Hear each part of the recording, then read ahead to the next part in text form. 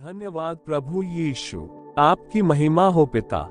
क्या परमेश्वर आपके साथ है? आप इस सवाल का जवाब किस प्रकार देना चाहेंगे? इसके लिए मैं आपको 3 महत्वपूर्ण बातें साझा करना चाहता हूं, जो आपको इस सवाल का जवाब ढूंढने में मदद मिलेगी। तो परमेश्वर आपके साथ होने की 3 महत्वपूर्ण जानकारी क्या है? क्या परमेश्वर आपके साथ है? प्रियो, ये सवाल मुझको, आपको और तमाम मसीह विश्वासियों को अपने आप से यह पूछना चाहिए कि क्या परमेश्वर मेरे साथ है?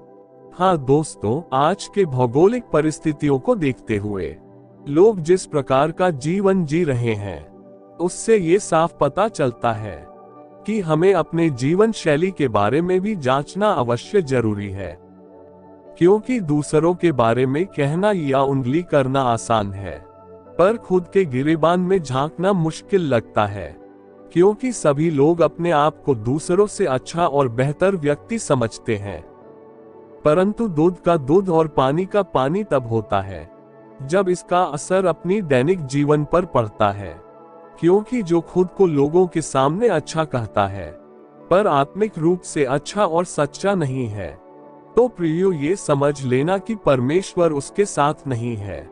दोस्तों, हर किसी के जीवन में परमेश्वर का साथ होना बेहद जरूरी है। मेरा कहने का मतलब, परमेश्वर के साथ के बिना बहुत लोग सत्य के मार्ग पर से भटक चुके हैं और आत्मिक जीवन छोड़कर सांसारिक जीवन जी रहे हैं। मित्रों, मैं उम्मीद करता हूं कि आज का ये वचन अच्छे और भटके हुए दोनों प्रकार के लोगों को परमेश्वर के साथ बने रहने के लिए सामर्थ्य प्रदान कर सकती है। क्योंकि यदि किसी को परमेश्वर में बने रहना है, तो 3 बातों को जानना, मानना और उसके अनुसार चलना बेहद जरूरी है।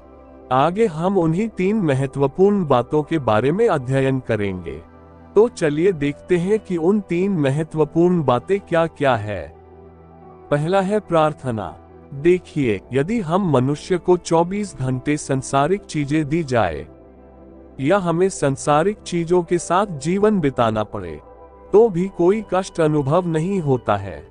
परंतु 2 मिनट के लिए सांसारिक चीजों से अलग होकर परमेश्वर के चरणों में प्रार्थना में बैठने के लिए बहुत कष्ट अनुभव होता है।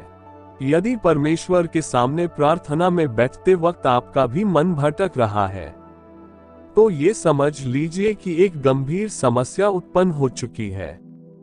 जिसका मन भटक चुका है और शरीर परमेश्वर की प्रार्थना करने के लिए मना कर रहा है, तो इसका निवारण हेतु उपवास और पश्चाताप करने की आवश्यकता है। उपवास करना इसलिए जरूरी है क्योंकि अशांत और भटके हुए मन को स्थिर करना है। पश्चाताप करना इसलिए जरूरी है क्योंकि अपने गंदी और पुराने स्वभाव को बदलना है। यदि आप ऐसा करते हैं, तो परमेश्वर आपके साथ रह सकते हैं। वरना 2 नाव पर पांव रखने वाले लोगों को परमेश्वर ही नहीं बल्कि आप भी पसंद नहीं करते हैं। आज 99% लोगों का संबंध परमेश्वर से नहीं बल्कि पाप और बुराई के साथ है। तो बताए, ऐसा जीवन जीने से परमेश्वर आपके साथ रह सकते हैं? बिल्कुल भी नहीं, है ना? कहने का मतलब, यदि आप प्रार्थना नहीं करते हैं, तो परमेश्वर आपके साथ नहीं है। कुलुस्सियों अध्याय 4 का वचन 2।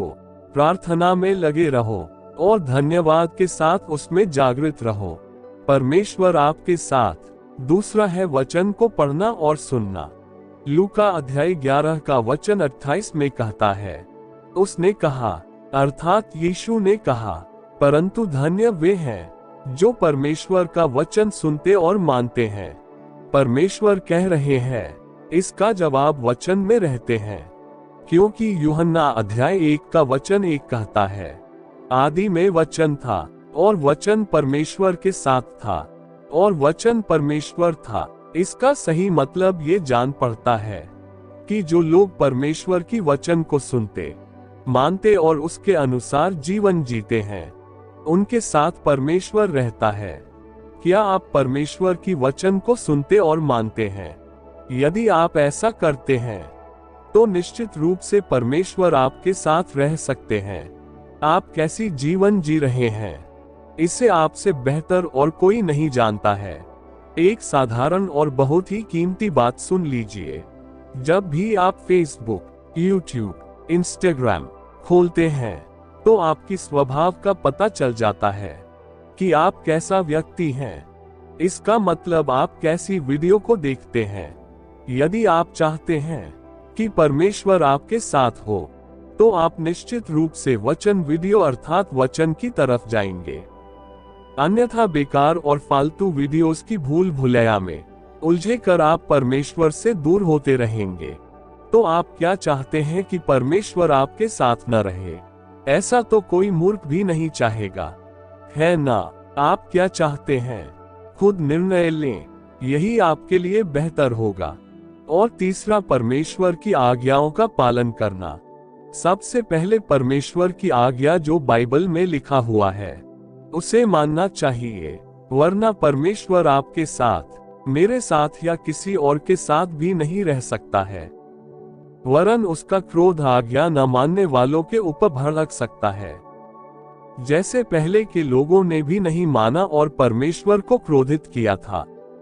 इसके बारे में 2 इतिहास अध्याय 34 का वचन 21 कहता है कि तुम जाकर मेरी ओर से और इस्राएल और यहूदा में रहने वालों की ओर से इस पाई हुई पुस्तक के वचनों के विषय यहोवा से पूछो, क्योंकि परमेश्वर की बड़ी ही जलजलाहट हम पर इसलिए भड़की है कि हमारे पुरखाओं ने परम पिता का वचन नहीं माना और इस पुस्तक में लिखी हुई सब आज्ञाओं का पालन नहीं किया।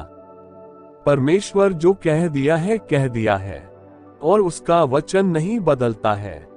हम और आप बदल सकते हैं पर वह नहीं, क्योंकि मरकुस अध्याय 13 का वचन 31 में प्रभु यीशु कहते हैं, आकाश और पृथ्वी टल जाएंगे परंतु मेरी बातें कभी न टलेंगी।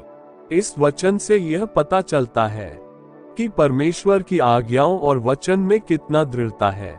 इसलिए यदि आप चाहते हैं कि परमेश्वर आपके साथ रहे तो उसकी आज्ञाओं का पालन करना बेहद जरूरी है, अन्यथा परमेश्वर बहुत दूर हो सकते हैं।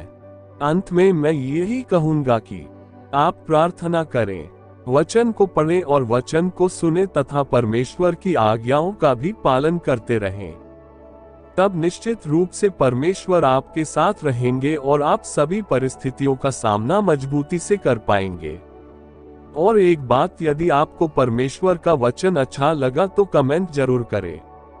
शांति दाता परमेश्वर आपको अपने अनुग्रह से परिपूर्ण करे और आपके जीवन को अच्छे मार्ग दिखाए। धन्यवाद। परमेश्वर इन वचनों के द्वारा आपको आशीष दे। आमीन।